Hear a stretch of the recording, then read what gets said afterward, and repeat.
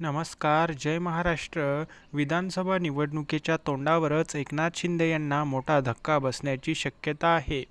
कारण मुख्यमंत्री पदाचा चेहरा बदलला जाऊ शकतो. जाणून घेऊया सविस्तर अपडेट. तत्पूर्वी चॅनलवर जर नवीन असाल तर चॅनलला लगेच सबस्क्राईब करा.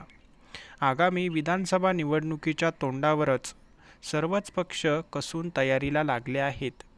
महाविकास आघाडी असो किंवा महायुती असो, यांच्यामध्ये जागा वाटपावरून चर्चा रंगतच आहे. कोणाला जास्त जागा हव्या आहेत तर कोणाला कमी जागा हव्या आहेत.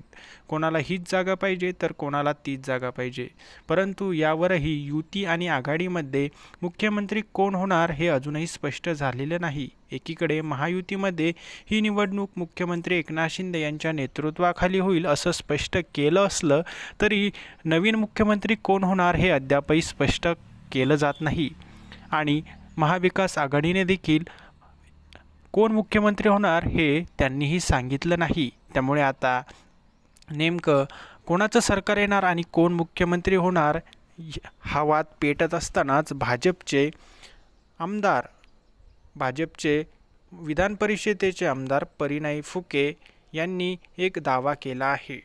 परिणय फुके म्हणाले आहेत की राज्याच्या मुख्यमंत्रीपदी देवेंद्र फडणवीस विराजमान व्हावेत अशी इच्छा जाहीरपणे मी बोलून दाखवत आहे. विशेष म्हणजे यावेळी देवेंद्र फडणवीस स्वतः मंचावरती उपस्थित होते. त्यामुळे महायुतीत अद्यापही मुख्यमंत्रीपदावरून काही आलबेल नसल्याच्या चर्चा राजकीय वर्तुळात रंगू लागल्या आहेत. त्यामुळे आता या वक्तव्यावरून महायुतीमध्ये वाद होऊ शकतात. कारण सध्या मुख्यमंत्री एकनाथ शिंदे आहेत आणि निवडणुकीनंतर त्यांचा चेहरा बदलू शकतो. त्यामुळे त्यांना हा मोठा धक्का मानला जात आहे.